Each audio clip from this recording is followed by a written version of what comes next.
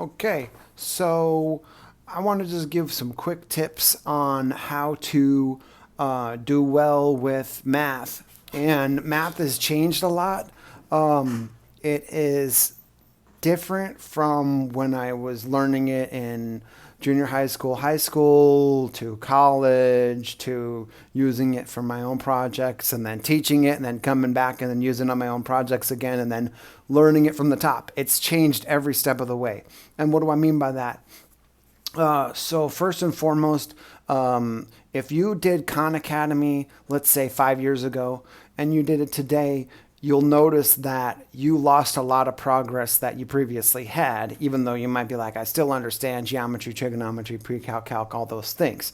Now, what's going on is there is more robust and rigorous training for learning math right now. So proofs are more detailed. You're expected to be able to turn triangles around and get the supplementary angles, from lines, parallel lines, know all those reasons for why a proof might do what it does. And you need to basically know it backwards and forwards. And I would say, don't stress out. Don't be discouraged if you don't know something.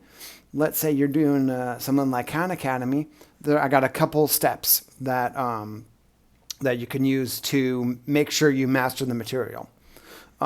One, this is the most obvious. If it seems easy, you don't necessarily need to watch a ton of videos on it and practice it that much. Just go ahead and try and solve it and take the quizzes or the unit tests and then see how it goes.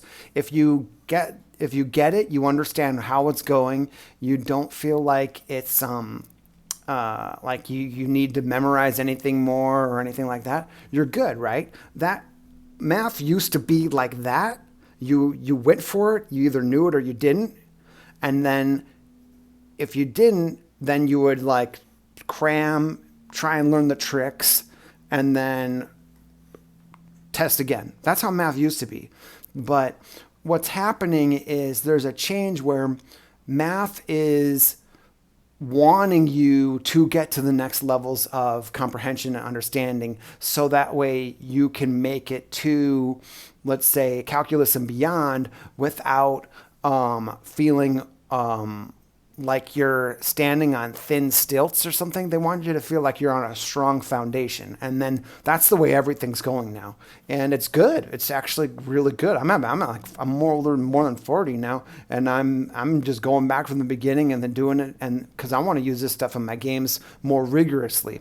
And then especially like the graphing. I mean, imagine being able to have beautiful graphs of alien ships or something like that in an action game, or cool, bullet mechanics in a side scroller or something like that, or 3D, being able to understand how to do stuff on like multiple axes, and then maybe even get some complex numbers in there for some like really wicked stuff, right?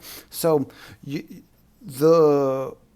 the phrase, I'm not going to use this math, it's kind of silly, right? Because now more than ever, it's easier to apply these concepts to your work. So one is, if you already got a strong foundation and handle on it, don't worry too much on it and go as far as you can. Then when you hit a wall, or when you feel like, I don't feel like I'm 100% on this, like I need to know more. Okay, watch the videos. Just passively watch them and then just see what happens. Okay, I get it. I understand it now. I see what I was missing. I actually did understand it. I just, maybe something in my mind was flipped, right? That's tip 2. So you just go back and watch a video on it. And doesn't necessarily have to be Khan Academy. It could be anything. There's tons of YouTubers out there and stuff that have videos on different things. So that's number 2. Number 3, you watched a video, but now maybe you still got it wrong, or it's still fuzzy. Okay, that still is not panic mode yet. When that happens, let's say you're doing Khan Academy or something, there's like these papers area where the concept is not in a video, it's in more of it looks like part of a book or something, and it has these exercises. Do those. and then actually write them out on a piece of paper or something, and then see if that helps you understand it. And then you go back, still not getting it. It's still not panic mode. And you don't want your like front of your head to get stressed when you're doing math. You want it to be where you relax and you let it wash through you, because that you want to let your subconscious do most of the work, because your subconscious is the one who's going to help you on the test. Your subconscious is the one who's going to help you when you get to it in real life, when you're using it for your job, or if you're a teacher, to help you remember when you're teaching it, right? And then so you do not want it to be where I'm like squeezing the life out of this orange to give me the juice of the answer. No, let it wash through you, go through your mind, see it. Then at this point, you really use your manual skills, and now you're listening, right? And then you're working through it. So here's an example, just going through some of the proofs.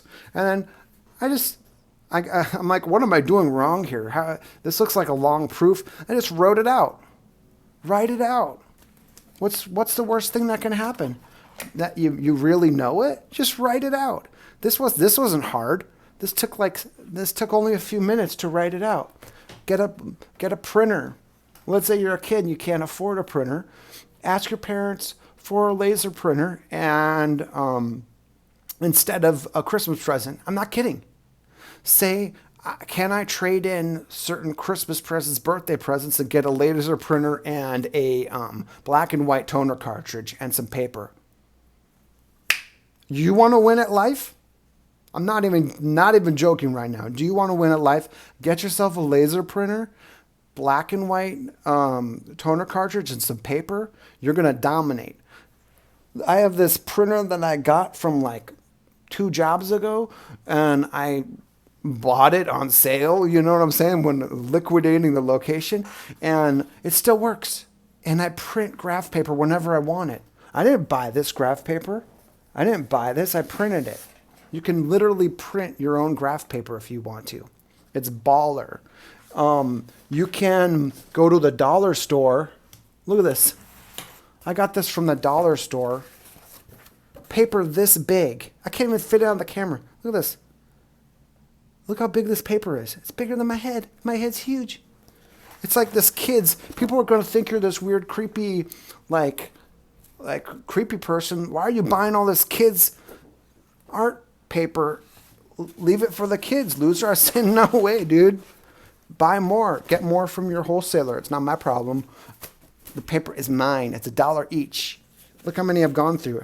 I've spent like, I don't know, $50 at the dollar store in the past year just on this mega paper. And they love me because they keep it stocked. It doesn't cost them anything, dude. $1 thing of paper like this is, I bet you it costs them to manufacture it a dime, if that, maybe 30 cents. They're making huge profits on it. And that comes to the next one. When you're transcribing things, do not worry about how much paper you're using. The trees would rather you learn your math than try and write super, super small, get frustrated, and give up on your math. If you understand math, you're going to kill less trees in the long term, right? You're going to be like, should we cut down this rainforest and just like put cattle here? You're like, oh, wait a minute. I did my math and science. These rainforests can give me medicines instead and advanced technology from all the biodiversity. So instead of cutting down the rainforest, maybe we'll just sample some of the critters, right? Boom. You invested a couple trees, but then you ended up saving the rainforest. You did it. Great job. So then let's look at the next step. So you write down thoroughly the concept or the proof and then save it in a binder. You can always get rid of the binder later. Look at my binder. Look what it says. Wait. Math learns. Math learns. Gotta learn some math, kids. So you learn it. So let's just go recap. 1, if you already know it, you know it. Just fly, just jam. Oh, okay. And then number 5 is more of an investment one. If you're doing well with your learning of the math, don't stop, even if you go beyond your grade. And let me explain why. In When you're in high school, let's say you're in 8th grade going into 9th grade, so you're just at that cusp, right? You're going to notice that if you actually get a physical book anymore, I don't even know if they give kids physical books anymore, but if you had your book, right, bam, they only usually get to about like 70% of the book, okay? And that part that the teacher skipped on is the part that's going to help you prepare for the next course. And they never get through the whole book because, there's things that happen. There's supposed to be an ice cream social. There's all these things that happen during the year. So when you're doing the math, don't stop and do the extra enrichment yourself. And you're going to help prepare for your next class, right?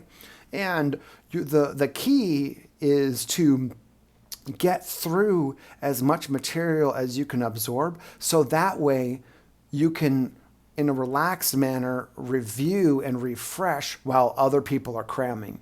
Or if you're not in school, you're just having greater and greater mastery of the material, so it really shows when you're creating products, right? It's very self-evident that you're enjoying the process of whatever work you're doing. It's evident in your architecture. It's evident in your game development. It's evident in your music, right? Things like that. And there's lots of ways to share your appreciation and mastery for natural shapes and numbers by how well you use them or how much fun you have while using them in your work.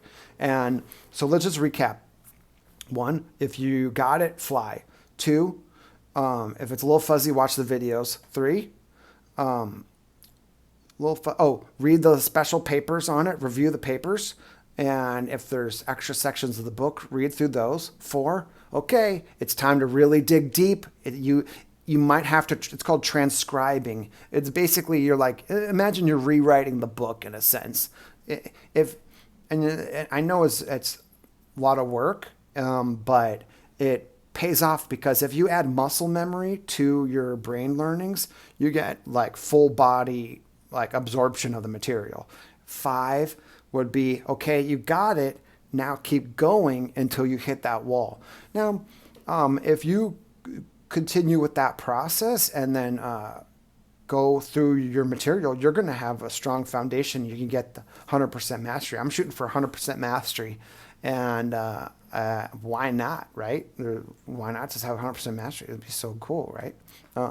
I can't even get any more badges on Khan Academy. I can't even get. I never get badges anymore because I already got them. It's just crazy. It's absolutely crazy.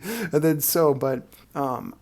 just have fun with it. Keep crushing it, and hopefully those tips were useful for you. Have a great night. Bye bye.